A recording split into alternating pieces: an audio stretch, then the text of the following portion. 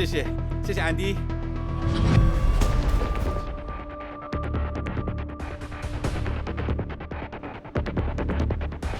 警察 ，boy，警察在这里 ，boy， 警察在这里 ，boy， 警察在这里，警察在这里啊 ，boy。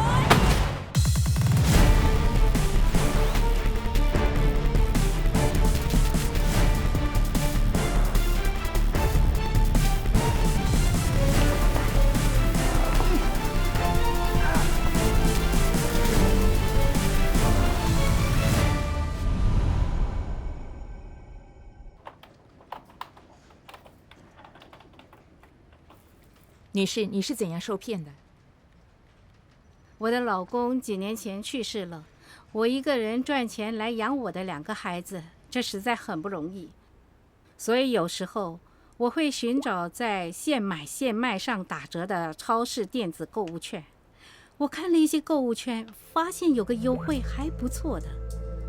我知道420元是一笔大数目，但那是用来买日用品的，我可以用省下来的钱来还其他的账单，所以我就买了这购物券。然后怎样呢？我在超市要用电子购物券时却被拒绝，因为是假的。这时候我才知道自己上当了。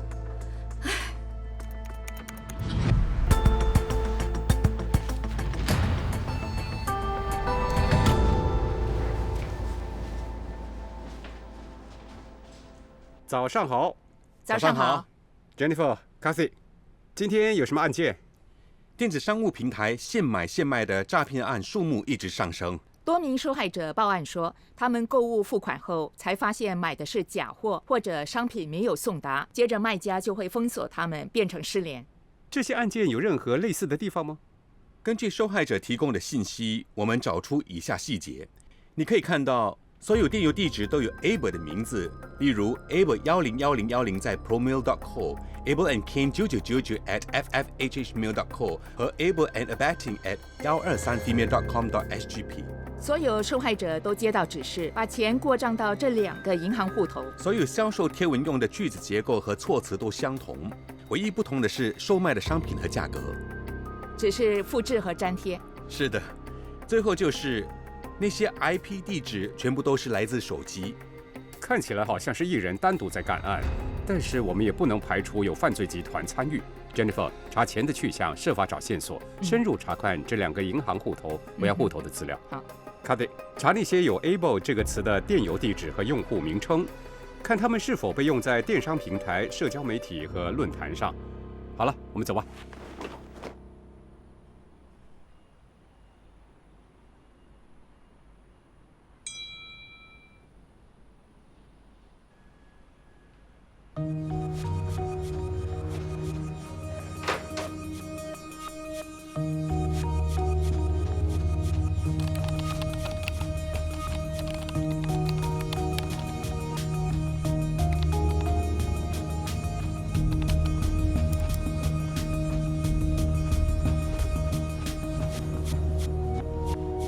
这2个银行户头是注册的离岸账户，属于在线赌博网站 Win Superbig。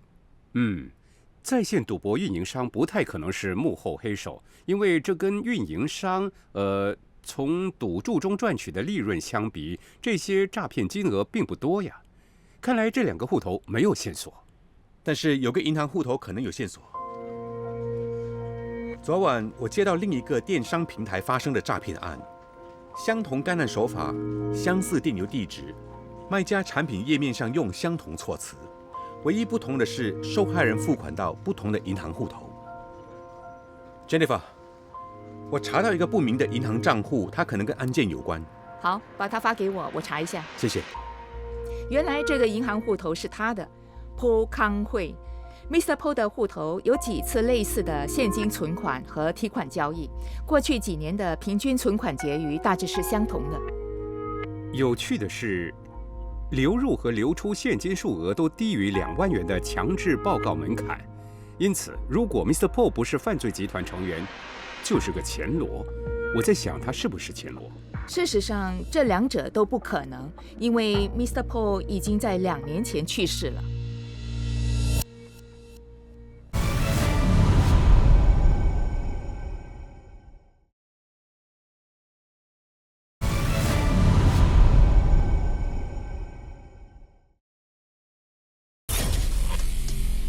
如果 Mr. Po 去世了，那谁能用他的银行户头呢？ Mr. Po 的太太李女士和儿子 Kane Po 真龙，这两人的注册地址相同。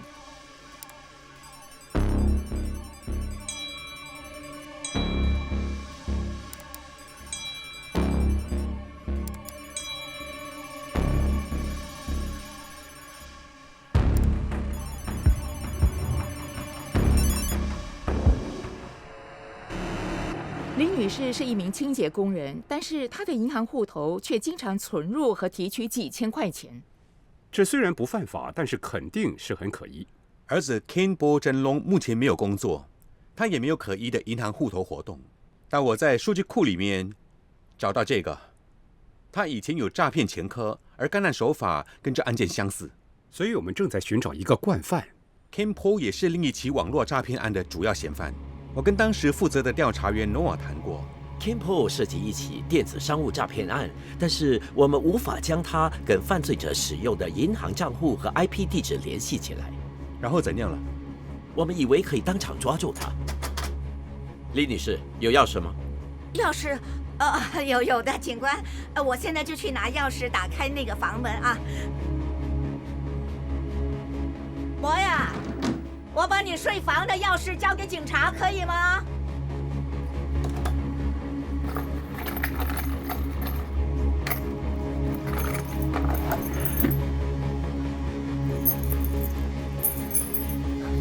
博呀，警察要进你的房间啦！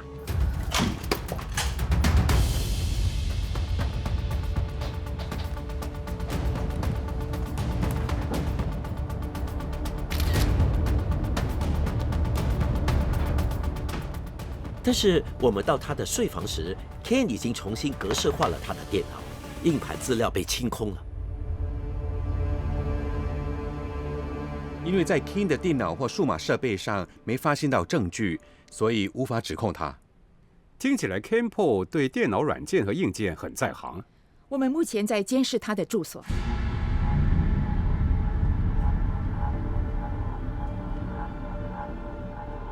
从我们展开的监视行动以来，他和他母亲都没有离开过住所，根本没有人看到 Kane 离开过他的睡房。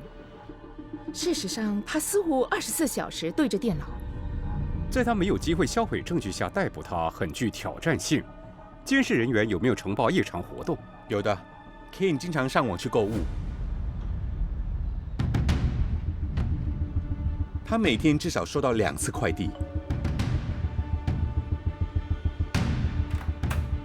嗨，要送货给 Kane Po， 把它放在地上。而他的母亲总是告诉送货员把包裹放在屋外。他们一走，他就把包裹拿进去。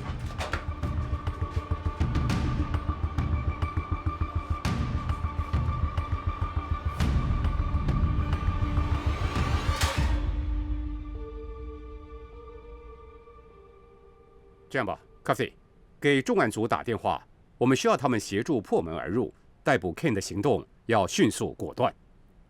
Jennifer， 你负责联系科技罪案法证组，我们逮捕他的时候需要他们在场，以防 Kane 销毁证据，并远程清空他硬盘内的所有资料。但是您想，我们设法强行闯过上锁的铁栅还有前门时 ，Kane 就已经销毁了重要证据。没错，在 IONO 的案件中，李女士采取了拖延战术，让 Kane 有足够时间销毁证据。我们从那次行动中吸取了教训，这回我们将部署自己另一套策略。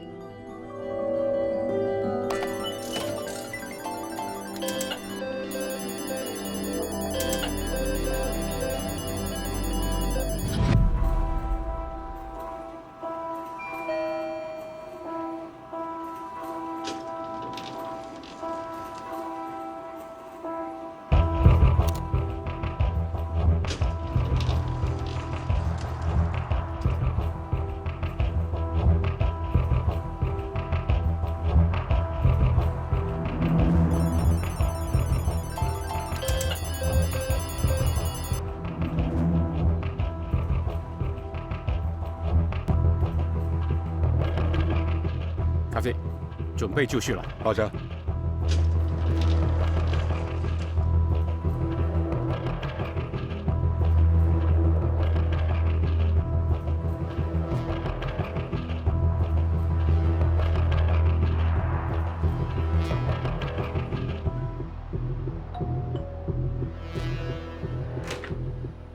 嗨，我来送货给 Ken 波真龙。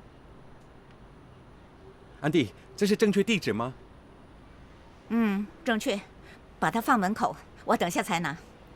安迪，等等啊！你要干嘛？对不起，安迪，我能在屋里拍张照，证明包裹送到了吗？好吧。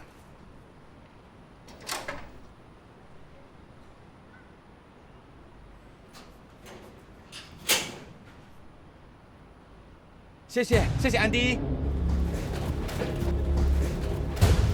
警察 boy，警察来了 ，boy， 警察来了 ，boy， 警察在这里啊 ，boy， 警察来了 ，boy， 警察来了 ，boy。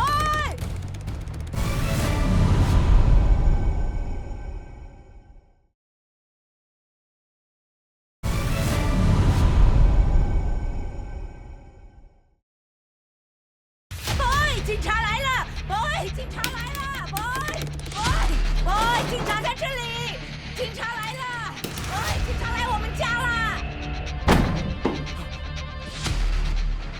保护现场！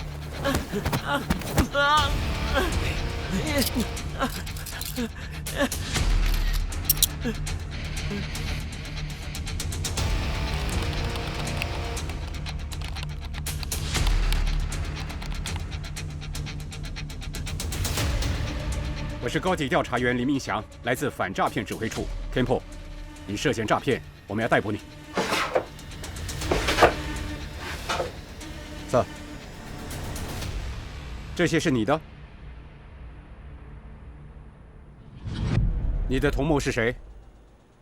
没有别人，我一个人干案。你是怎么做到的？我找到一个方法，让现买现卖网站以为我在用手机浏览，而不是手提电脑。因此，当有人调查我的用户活动时 ，IP 地址就会显示它来自移动设备。厉害吧？你为什么使用属于在线赌博运营商的离岸银行账户呢？我有个人信贷户头 Win Super Big。所有的钱直接转入那里支付损失，我更容易赌博。那么，如果你赢钱了呢？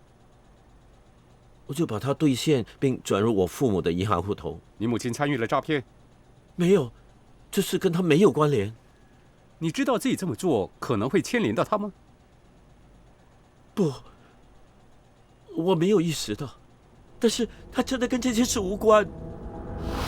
在刚才的办案案件中，调查人员发现有396名受害者被骗走了大约10万8千元。据检察官表示，在新加坡，这是一人单独犯下最大的电子商务诈骗案之一。从2018年到2020年，警方接到许多受害人报案，他们声称在网上购物时被骗，在通过银行转账后，卖方就停止联络，也不交付产品。由于反诈骗指挥处调查人员的勤奋和机智，Kempo最终落网和被起诉。警方严肃看待涉嫌诈骗的违法者，并依法严厉惩罚。任何人如果有关于诈骗的信息，可拨打警方热线1800-255-0000，或上网通过 www.police.gov.sg/eyewitness 提供线索。所有资料将严格保密。